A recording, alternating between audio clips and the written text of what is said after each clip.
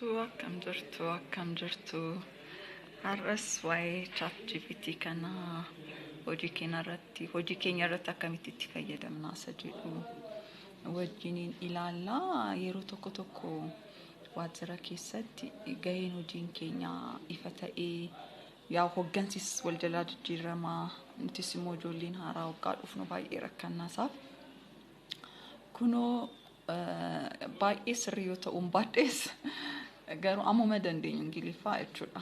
Siviil sarviisii keessan hojjedha. Yaa hojjetaa siviil sarviisiidha miti waajjirri kamiyyuu akkas jedhama. Gahee hojiin koomoo akkas jedhama. Waajjirriin hojjedhus akkas jedhama. Tajaajilli kennu kana isti akka biyyattii kanaatti akka Itoophiyaatti atoo maal jettaa jedheen gaafadhe. Achumaan wanti gaafanne suni akkaataa biyyattii keessa jirru kana keessatti Itoophiyaa siviil sarviisii keessatti hojiin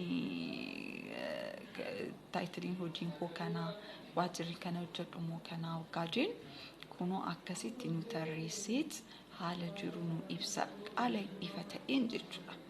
Baay'ee nama fayyada. Maaliif yeroo tokko wanta walitti burjaa jedhee ta'a.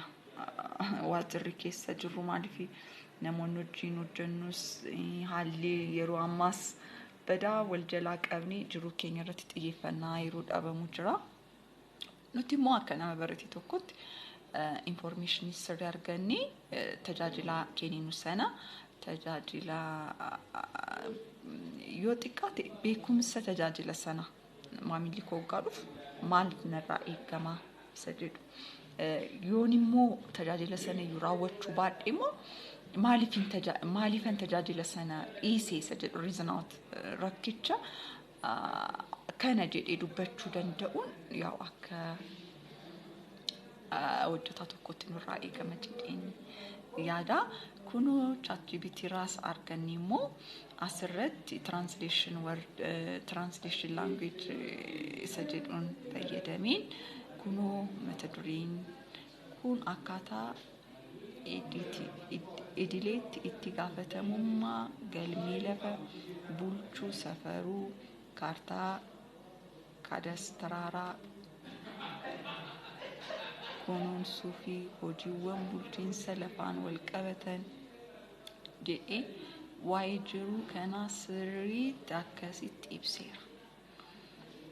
Waa'ee taaqaa'u qofa miti. Amma asirratti waradaanitti maal jechuudha waggaan jedhu riisarchiin akka biyyattiitti hojjetaman 10 kenniin annaa tarreesseet amma rakkoo adda baasuun jira. Miti waggaa eebbifamnu waraqaan garaagaraan hojjetamu. Isa rakkoo anaa korra jiru san achittis jira. Ani immoo furmaata hidhee waan hin fudhadhuu fi waan ani itti hojjedhu immoo qabaachirra. Asteenyee wanta gaafatamnu akka beekumsa nu kennee sanatti immoo nuti rakkicharra dhaabbannee haala qabatamaa aanaa keenyaan immoo tajaajilaaf of qopheessuuf nu gargaaraa jedhee yaada. Kunoo waa'ee lafa baadiyyaas waa'ee gita hojii keenyaa sirriitti ibseetu maal nurraa akka eegamu nutti himaa jira. Waajjirri biraas public servicing kamiyyuu hojii isaa ChatGPTdhaan nagar gaarii jennee yoo akkaataa tajaajila keenya sirriitti beeknee nuufuu gaariidha. Tajaajila laalluufis gaariidha. Isa jedhuu fi galatoomaa kutaa taaqaawtii birtukaanii.